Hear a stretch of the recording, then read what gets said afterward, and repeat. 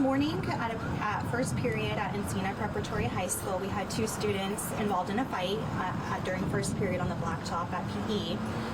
And one of the students did sustain a small injury from a knife by the second student. The injured student has received medical attention with non-life-threatening injuries. And we are working with law enforcement and our Safe Schools team to investigate the incident.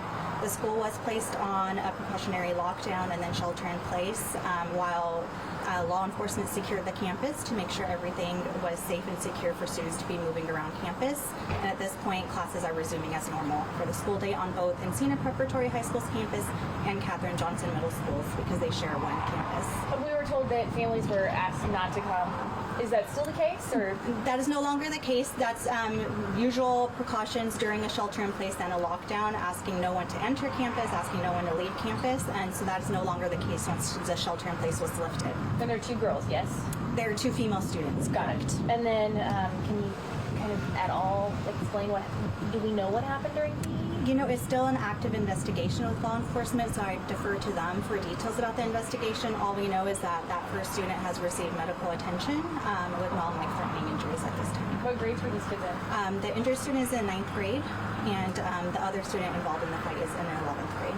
Got it. In custody with Sheriff's Office? That I can't confirm. That would need to be Okay, thank you. with the Sheriff's Department. Do you know the relationship between the students? I do not know the relationship between the 2 students at this time.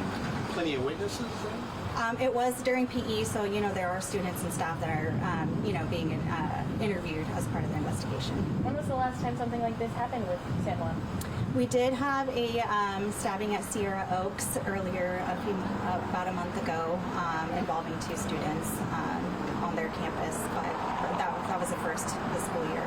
Is there something the district, because I mean, like, if I was a parent, I'd go, oh God, 2 stabbings within the last 6 weeks. What's my district doing to make sure that that's not something that I have to deal with as a parent? Yeah, no, so safety and security on our campus is our number 1 priority. And of course, 2 incidents like this in the span of even 1 school year is concerning. It's something, we've been discussing amongst our Safe Schools team and school site leaders on what can we do to make sure these incidents don't happen on campus. How do we respond quickly if they do to make sure it's de-escalated as soon as possible? And we know injuries are limited, and in this case, there's just 1 student injured. I only have one last question. When I saw the school safety patrol, how many people like that are on campuses? We have a robust Safe Schools team that has community safety specialists on it. I think we're about a staff of 10 for our safety team, and they all have zones within the district and respond to certain schools and their feeder elementary and junior high schools, and then also the high schools. This is a new model that we've shifted to over the last several years, and that Safe Schools team works directly with the school site administration and then again with law enforcement to be that bridge between the community with law enforcement and the school site to respond to safety incidents. Are there metal detectors at school? There are not. Okay. Is that something that maybe we would move to or no?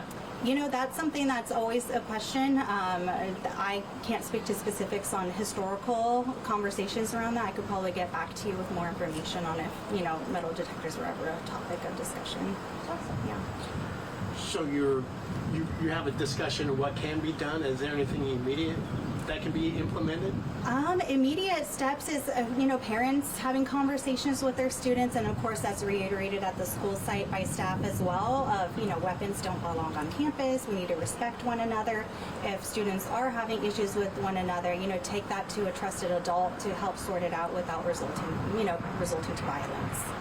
Were they in gym garb, like jersey shorts and t-shirts? I don't have that information. I know it happened out at the blacktop, and there were several PE classes out there. I don't know if the involved students were a part of that PE class or not, so that's still something that I don't have details on at this time. And tell me again, what was the weapon that was used? It was a small knife, and the student had sustained a minor injury as a result of that.